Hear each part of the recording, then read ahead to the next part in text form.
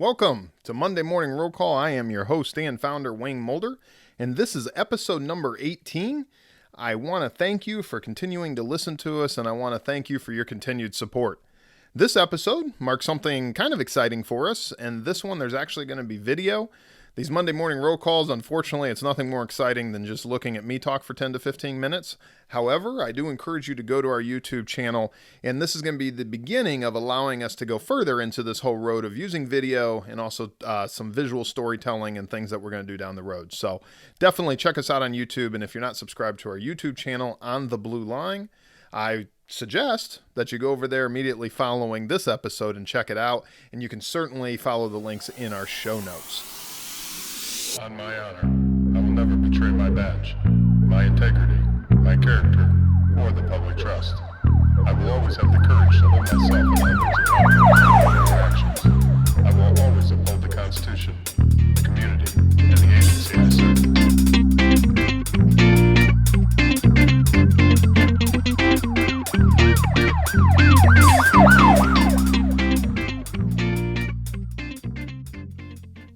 So this week, I want to do something a little bit different, and I want to go over a question that came in from our closed Facebook group. Now, our closed Facebook group, it's on the Blue Line Guild, and I highly recommend, if you haven't checked it out, that you get over there and take a look at it.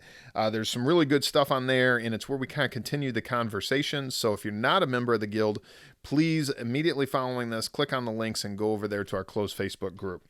But there's a couple questions that are real short and simple that I'm going to go over this week, and a couple that are a little bit more in-depth that I'm actually going to spend an entire roll call going over.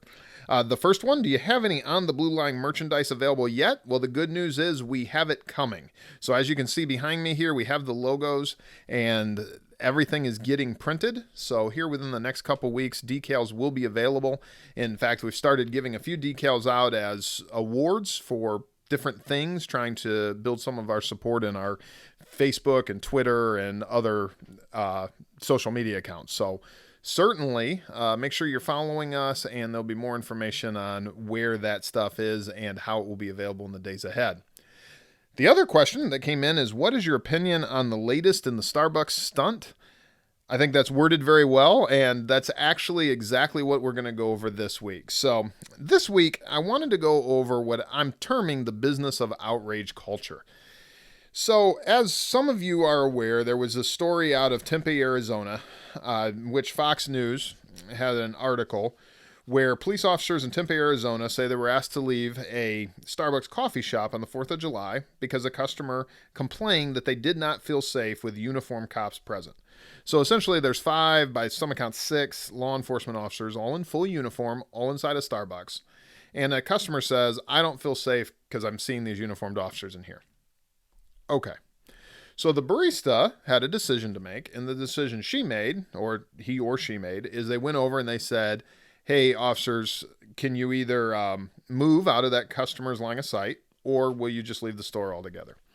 And needless to say, the police union and the agencies in that area were not too impressed with that decision making. And it wasn't the best way to handle this type of situation anyway. You have uniformed officers in a place, they paid for the coffee, and especially in a store that is all about inclusivity and having everybody be a part of it. Here we are taking one group of people and saying you're making another group uncomfortable, so now you need to leave. So clearly this was a PR nightmare for them. That's not primarily what I want to talk about, though that is what started what was to follow. So what happened we have a Twitter account now, and I was never real big into social media, primarily for this very reason. I think a lot of foolishness happens on social media. But when you start an online company and you are doing something like a podcast or any kind of writing, you've got to get it out to people. And where are people? They're on social media. So that's exactly what we've been taking advantage of to try to get out there. Well, on Twitter, somebody had posted that story, and there's no issue with what they posted. They just posted it, and then they linked a lot of companies, and one of the companies they linked was ours on the Blue Line 1, the number 1 on Twitter. So what was to follow was some of the most foolish statements and insane statements that I've ever seen in my life. You had cops being referred to as uniformed thugs, street gangs with political connections, of course, the statement pigs that, of course, you hear from time to time. And I'm going to read you just a few of these Twitter posts that had come out in this thread. So essentially what this individual who started it, all they were saying is, hey, this happened in Tempe, Arizona. They kicked these officers out. This isn't right. I happen to agree. It wasn't a good decision that was made. Well, somehow it dissolves into, quote, when they get rid of the racists and killers in their ranks, then fearing them will be outrageous. Until then, it's common sense, end quote. Then, quote, cops are the bad guys. Sorry, not sorry, end quote. Quote, law enforcement has a history of murdering kids on the street for no reason. There's a good reason not to trust law enforcement. Have you forgotten the video of the cops beating up the black family? End quote. Quote, F you and F the police. End quote. Cops are a nationwide street gang with badges and political connections. End quote. So these are some of the more innocuous ones that came out. These are some of the ones that weren't as big of a deal. And it was just complete craziness that was put out there. And then on the other side of the equation, you had ones like this one. Quote, a great way for a crook to get rid of the police, tell the clerk she is scared. The police are there. Clerk asks police to leave. Police leave and crook robs said Starbucks. Good idea. No. These fast food workers better get their heads out of their hind ends before they get hurt.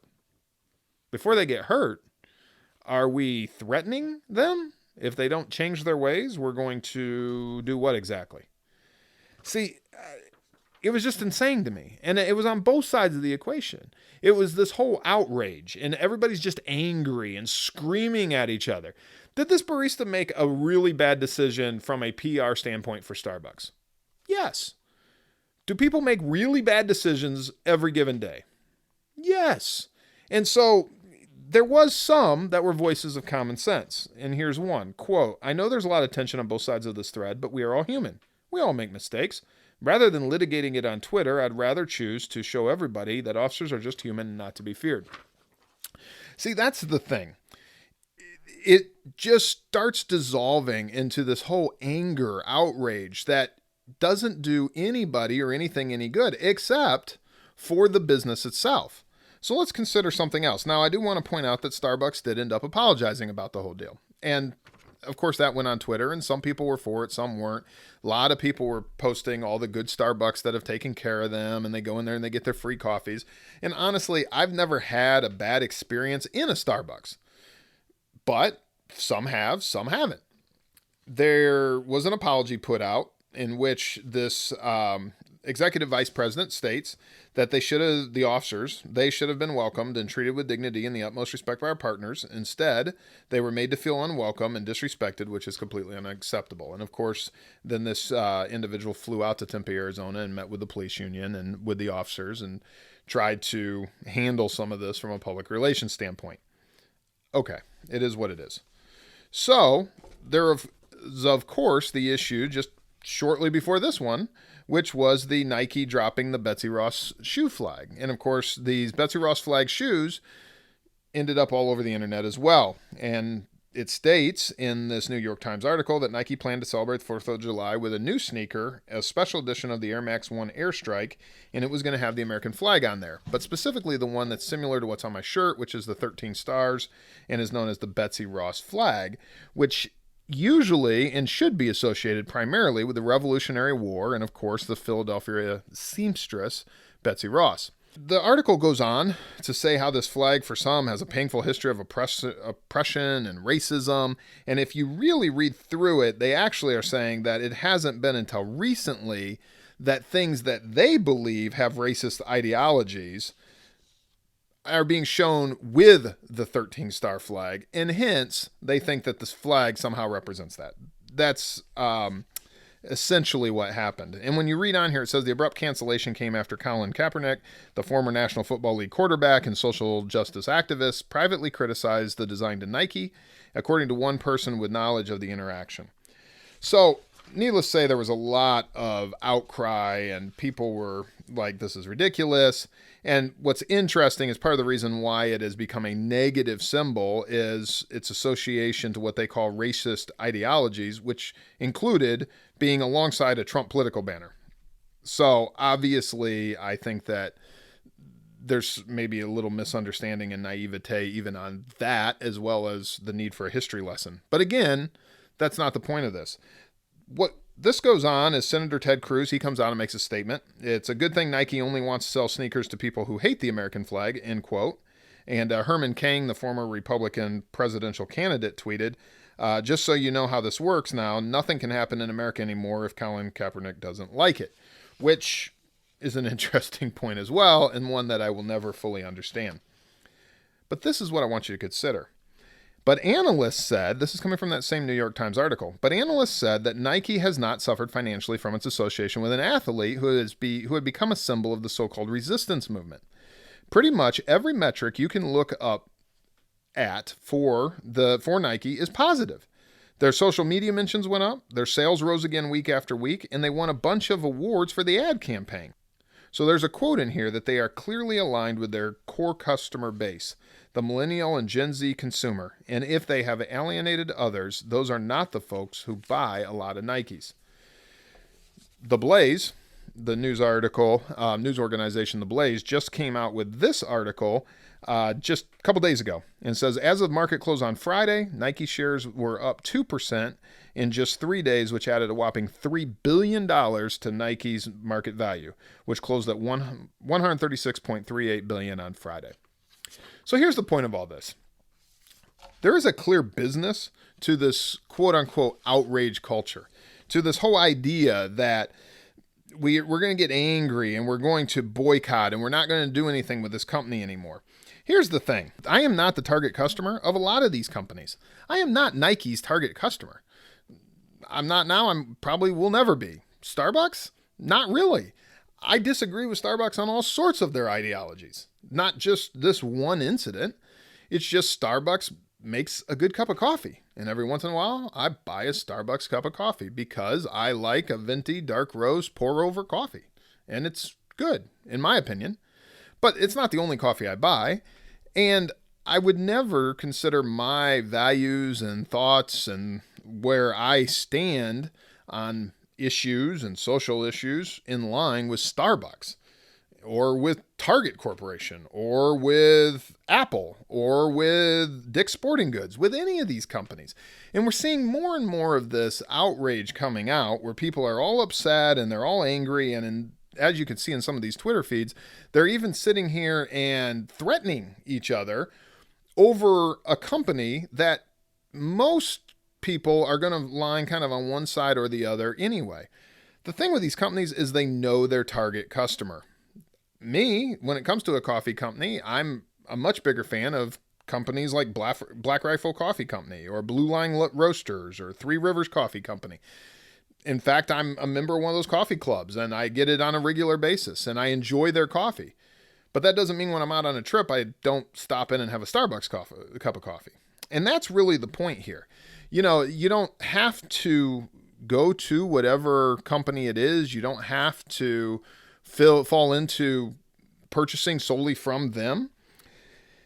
It doesn't mean that you can't buy their product, but it also doesn't mean that you have to buy their product. And that's kind of where this really weird scenario comes in today's social media world. It's an all or nothing scenario. Well, we're going to boycott them. We're never going to go there. Well, nobody cares that I don't buy a pair of Nike shoes because I'm not the person that buys the majority of Nike shoes. The people that listen to what Colin Kaepernick says are probably more likely to be the ones that are going to buy a pair of Nike shoes. So it makes sense for them to put their rhetoric and put their money into something that's going to build their brand and build it among the consumers that are interested in their product. So listen, there's nothing wrong with boycotting these companies. If you're not their target customer, then why get so upset about it? We've got to understand that often what drives this is money, and panders to this echo chamber that drives their bottom line. These people that are making these absolutely absurd statements on Twitter are going to be the ones that are going to buy that product. And while they're bouncing around and having these conversations, when it comes time to, hey, I really need a new pair of Air Jordans or whatever it is, they're going to be the ones that are going to go out and buy it. So my real point is, we don't want to exchange human decency and common sense to make a point. There's absolute foolishness, this rhetoric, this naivete on social media is both concerning and appalling. And we have to be willing to say, enough is enough. So the final thought on all this is, if you want a cup of coffee, go buy a cup of coffee. If you want to put your money into good organizations that agree with you on your values, then do that. Seek those companies out. But don't descend into this angry, screaming, demeaning statements that are made all over social media that is nothing more than just pure rhetoric and helps to drive the sales of these companies that you're actually saying you hate. So my suggestion is, if you want a cup of Starbucks coffee, go get a cup of Starbucks coffee. And if you don't and you want to boycott them, by all means boycott them. But let's keep it civil. That's all I have for you this week. So that does it for this week. We will see you next week at Roll Call. And in the meantime, I will see you out there on the blue line.